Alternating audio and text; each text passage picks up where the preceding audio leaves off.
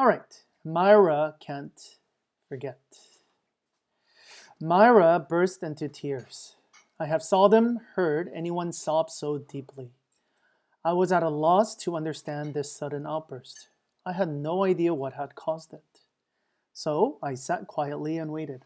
I had learned that MYRA's father had physically and sexually abused her from the time she was 11 years old until she ran away from home at 17. Later, MYRA had married a fine man. Their marriage was good. But she had come for counseling because she wanted to get free of the bitterness and resentment she felt towards her father. Stephen? Myra, what can you do? I asked again. She slowly lifted her head and looked at me through tear-filled eyes. I can't forget what he did to me, she sobbed. I've really tried. I've tried the Bible, the people at church, and all my friends said I need to, but I just can't. Okay, do you guys see what's going on over here? Okay, so she obviously had a very traumatic event. And then, she realizes, she's like, I just can't forget that experience. Okay, everybody's telling me to forgive and then forget it. But I just can't forget it. Okay, so that's why there's a two tension going on, and she can't seem to consolidate both of them. Ashley?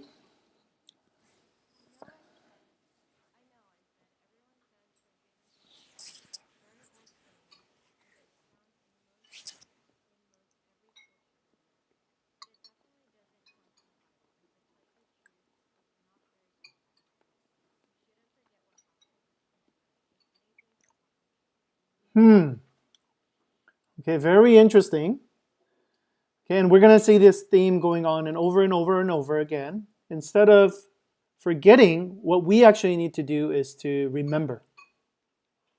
Okay, let's see what this means. Joanne, if you could read this. Now, Myra, I said, we've talked a lot about forgiving your father. I've told you how important forgiveness is, but listen to me.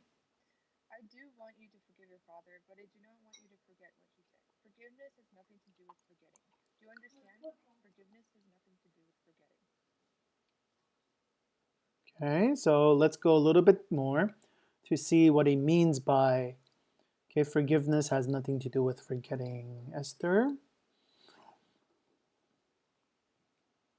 It is easy to become confused. The Bible says repeatedly that God is able to forgive and forget. For example, God says, I will forgive their wickedness, and I will never again remember their sins. Jeremiah 31:34. I will never again remember their sins and lawless deeds. Hebrews 10:17. But it never says that we are to do the same. We cannot. Only He can. One reason why God can forget is that there is nothing He needs to learn by remembering. There is often a lot of important information that we can learn by remembering, even though we may not want to remember. Okay, what do you guys think about this? Do you think this is correct?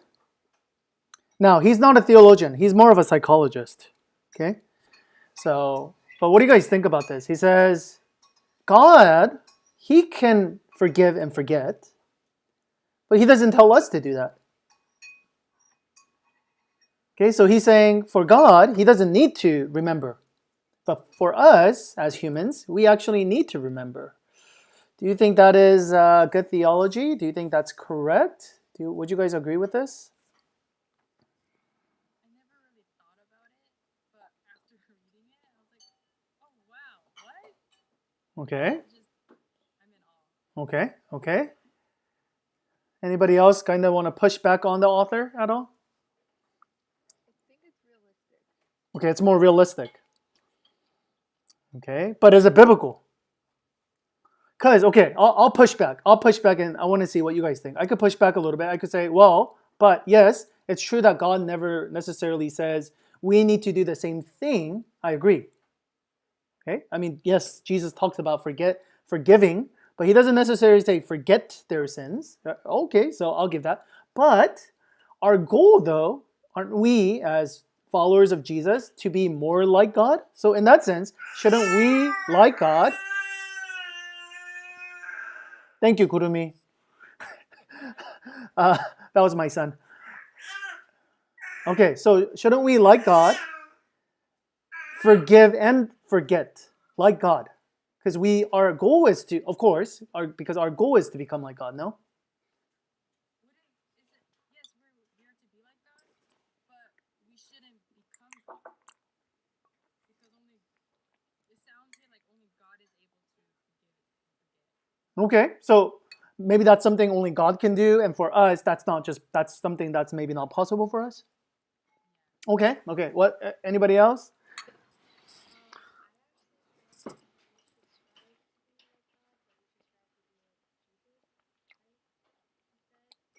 Okay. Okay.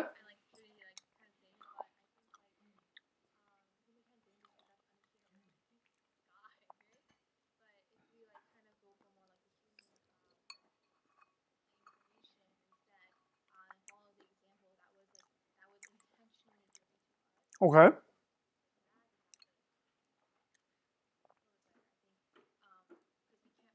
Okay. Okay. How about this then? Do you think Jesus then, even though he is God, but anyways, the human form, right? The human incarnation of God. So do you think Jesus forgave and forgot? Or do you think that for Jesus, he didn't do that? This is like purely speculation. I'm like pulling this off the top. Yeah, right. Okay, I'm thinking like, the first thing that he did when he came down, right? He was like, look at the scars in my hands. Okay. And then that isn't that kind of like not forgetting, like he's like kind of defining this is like a huge moment in his life, right? Of course he like forgave them 100%, but he's like this is still like the first thing that he does is like put your finger in here, right? Maybe he didn't forget. Hmm. Well, you know, Okay. if Jesus would have forgotten all of our sins and wrongdoings, then the gospel itself has no meaning. What do you mean? Can you elaborate a little bit more, Stephen? Well, I mean, like, Jesus died on the cross, and then he's like, I don't remember what you guys did. I've forgotten it already. Mm-hmm. Then the meaning of the gospel is that he gave his life to forgive all of our sins. But Mm. if sins are forgotten, then there's no meaning to it. Well, how about this? Stephen? How about not forget and then forgive, but you forgive first because Jesus forgave us by dying on the cross. He says, now I have forgotten your sin too. Yeah, I mean, I can't say anything to what God says, right? Yeah, but yeah, I mean, but I do have one question. Okay. Well, it reminds me of the verse from 1 Corinthians 13. Okay. Okay. Okay. You all know that verse says, "Love keeps no record of wrong." Mm. So then, Okay. does that mean we're loving each other and Jesus loves us? That we have to forget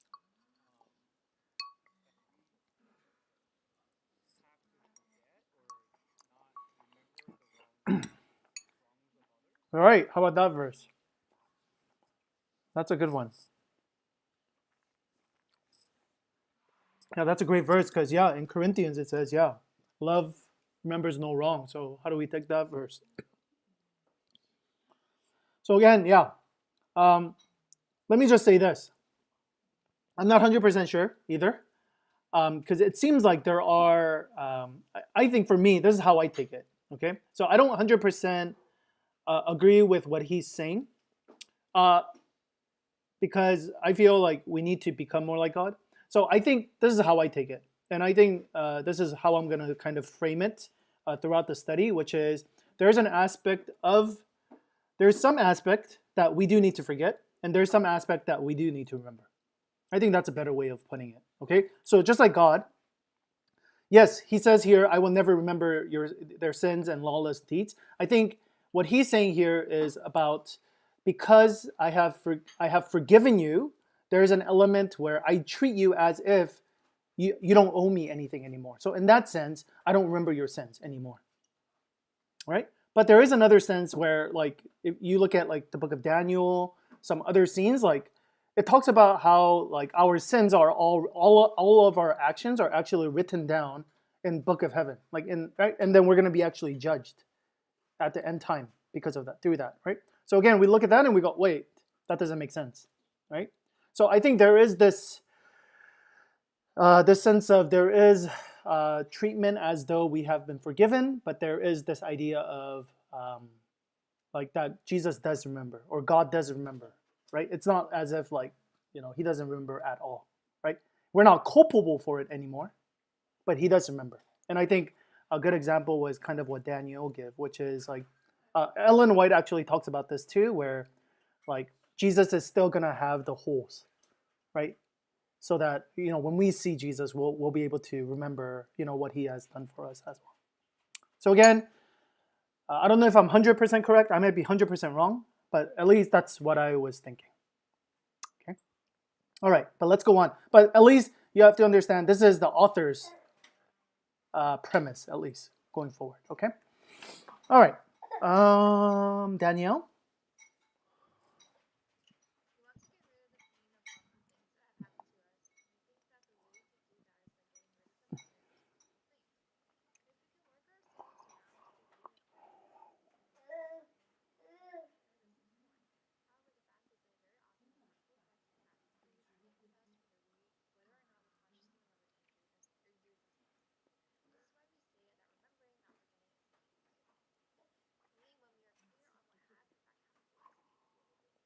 Right.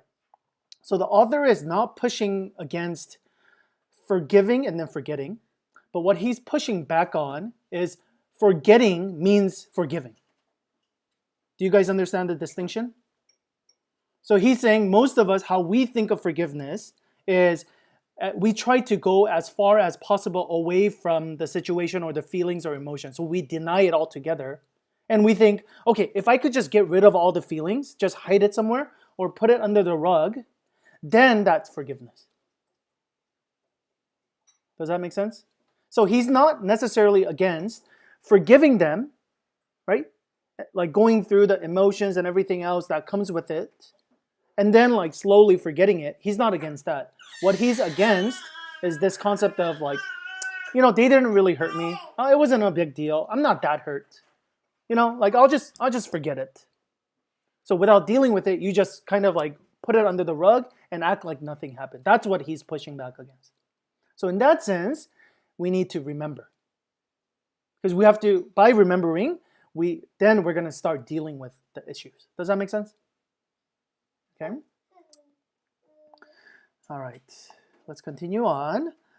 That is how forgiveness works. The past is still with us, but now it is truly in the past. It no longer has control over what happened in the present. Its power to dominate our lives is cut off. Forgiving does not mean forgetting, but it does drain the past of its power to hurt us. And that would be the distinction. Do you guys see that? Forgiving does not mean forgetting, but it does drain the past of its power to hurt us. Okay?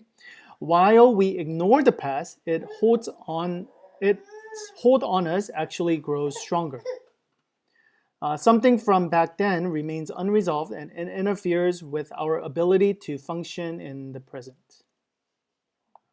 은영아, 들어가 줄래? Okay, does this sentence make sense? Okay, so the whole idea, we have to understand, okay, it's not just like sweep it under the rug and then I just move on, but more that you, by remembering, you think about what happened in the past, you deal with the past, you still remember the actions they did to you, but again, you let go and say, they don't owe me anything, okay? And I'm not going to be controlled by their actions that they did. I still remember, okay, but you have dealt with the emotion and you're not controlled by it anymore. Okay, that's where we want to get to. All right, let's go a little bit more. By the way, any question or any pushback on this?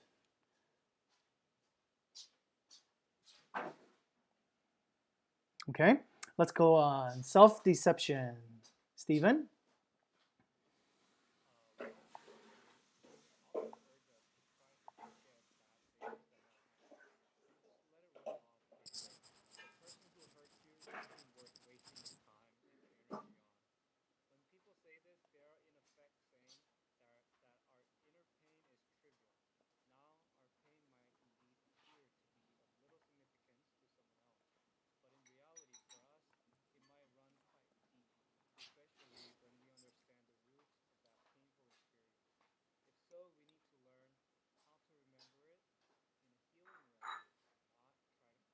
Hmm. Yeah, I don't know if you guys have felt this or not, but I think for me, definitely, I think that's kind of my to go like method of trying to like whenever I feel hurt. I think that's my one of my first like instinct is like it's not even a big deal. It's kind of like I want to, be so called like I want to be a man, like like and say like what they can't hurt me kind of a thing. Like whatever, I'm bigger than that. But again, what I'm trying to do is I'm trying to forget it. I'm trying to say it's not that big deal by saying I'm not hurt. But again, that's what he's trying to say is we can't do that because it's really easy to do that. All right, Ashley.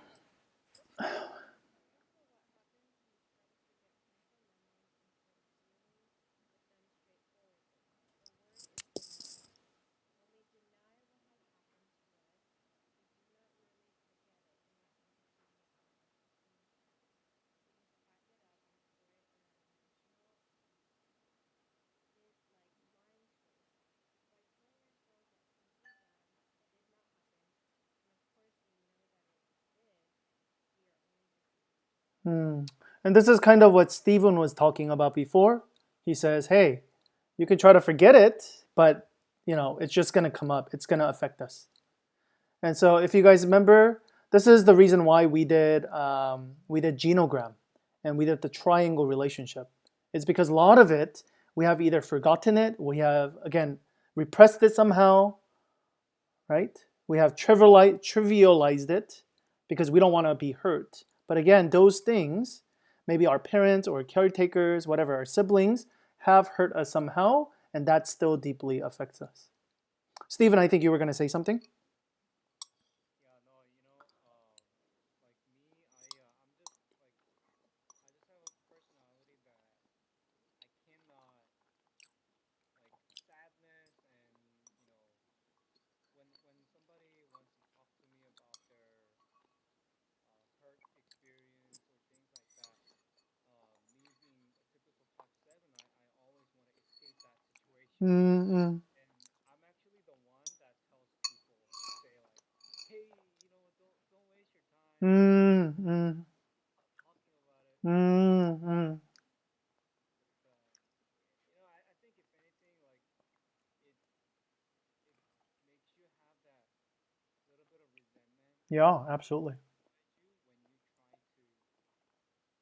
maybe at the moment you're feeling good and trying to I don't know like I had those days when you know alcohol or whatever Sure. like there's bad habits that you do Mm. or to mask it up to make you feel better but it's Mm. not helping Yeah. actually. Yeah. So it seems like Stephen, you could definitely resonate with some of these well-meaning friends. Yeah, so you've been there. You've been there. Yeah, definitely. Yeah. Is it was it Ashley? Whose turn? I forgot who read next. Who read last? Ashley, why don't you just go for it? Oh, you just read? Okay. Just read it again. Yeah.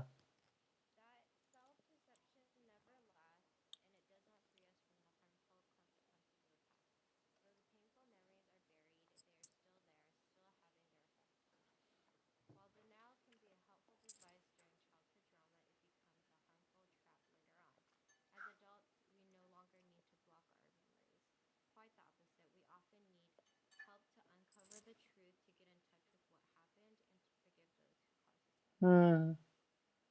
Yeah.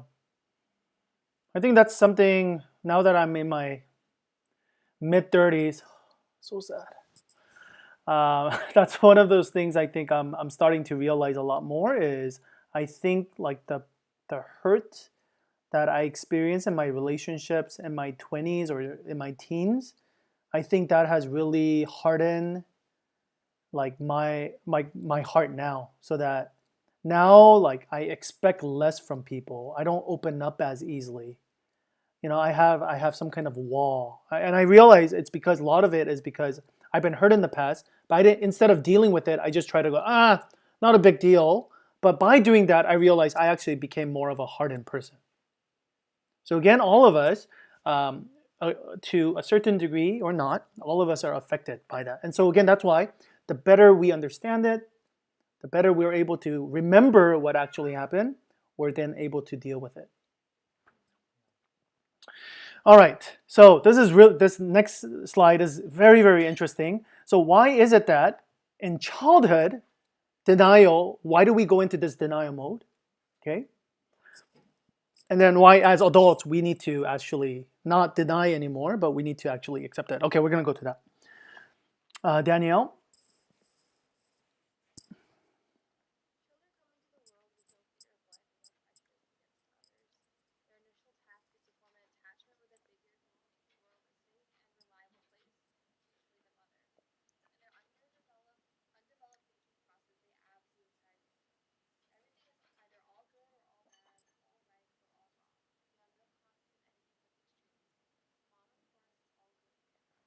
Okay.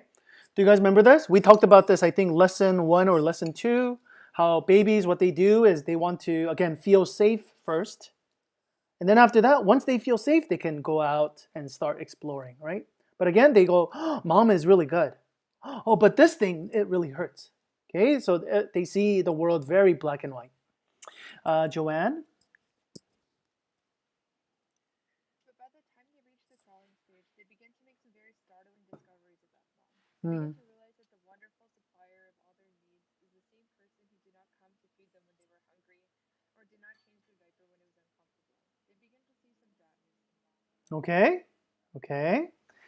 And let's go to the next page. Esther.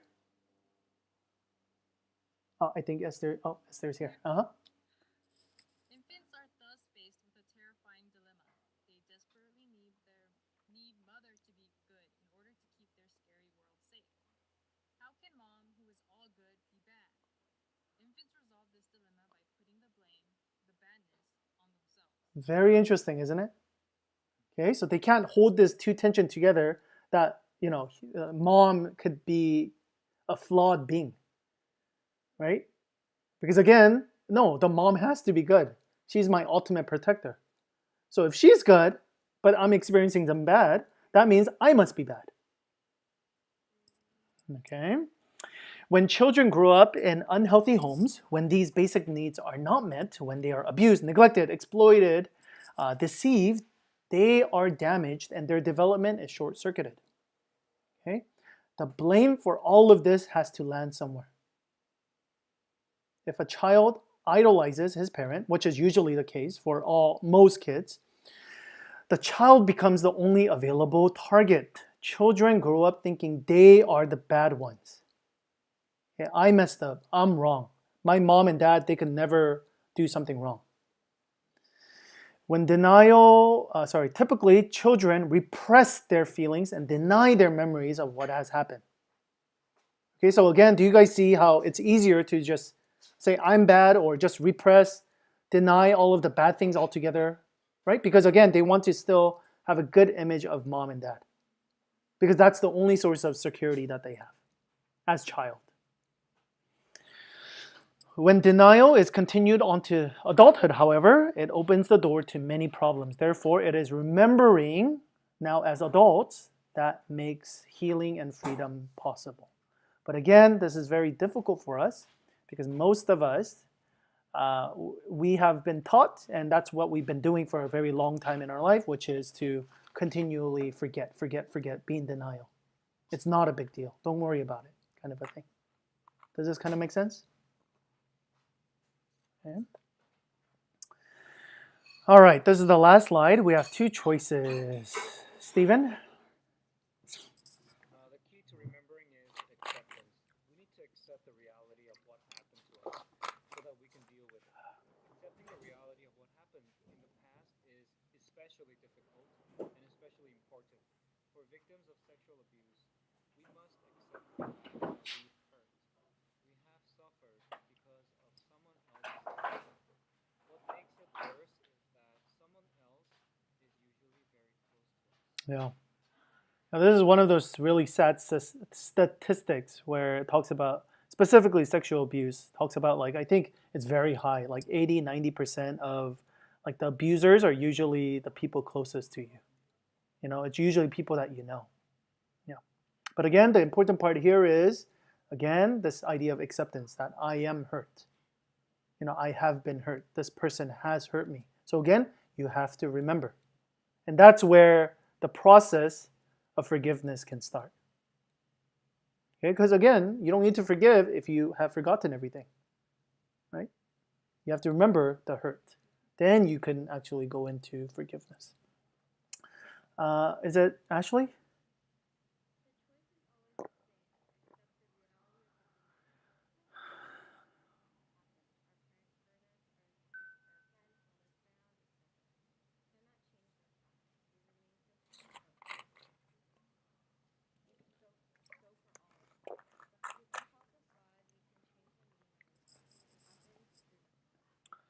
Hmm.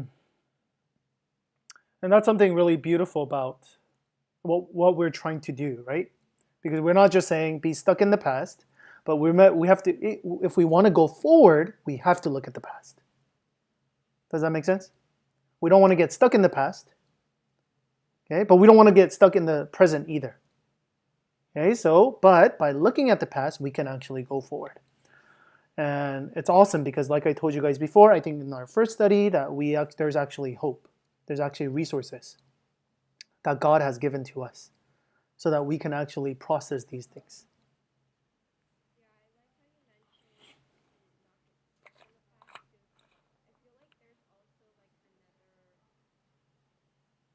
Yeah. Yeah, yeah.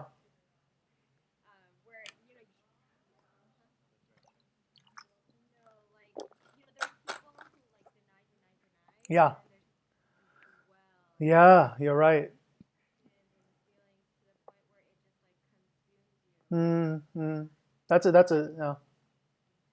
That's so true. Yeah, two extremes. You either deny it and you go, oh, nothing, or you get stuck in the past. Wow, that's so true. Yeah. All right, Danielle.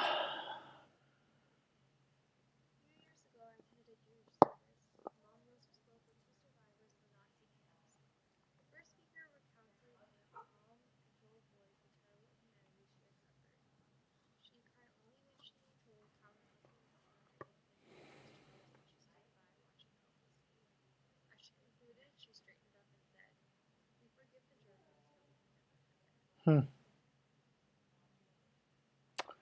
Joanne. She understood what forgiveness is all about. It has nothing to do with forgetting. The power lies in the fact that we forgive even as we remember. Hmm. If we could really forget, we could not forgive. How could we forgive an offense we are not even aware of? The power of forgiveness is that even in the face of inescapable reality, it liberates us from inner anger every time. Hmm. Yeah, I really like this last paragraph. I think this is really, really powerful. Yeah. Yeah. Okay. So again, the idea is we need to remember so that we can forgive. And by forgiving, then we can slowly get to a point where we can forget, not in the sense of like we don't remember at all what happened, but again, the hurt, the emotions, those things, eventually we can start to forget those things because we have forgiven. Does that make sense? So there's nuance to these kind of things. Okay, so we have to remember, right? And we have to accept that. And then by doing that, we have to get to forgiveness. Because again, like Ashley said, right? We don't want to be stuck there by just remembering. Because you guys know how like, okay, I'm gonna think about what they did to me, and then like an hour later, you're like thinking about how to like kill them, right? So again, you don't want to get stuck there, because it's really easy to like, I wish this happens to them. I wish this happens to them. Like you're wishing bad upon it. You're cursing them with your thoughts, right? But again, you want to get to a place where you want to say, no, I want to choose to let go, and not, But again, that still doesn't mean there aren't going to be emotion. That still doesn't mean there's not going to be thoughts. But again, you learn to even through that, you're constantly learning to let go and forgive.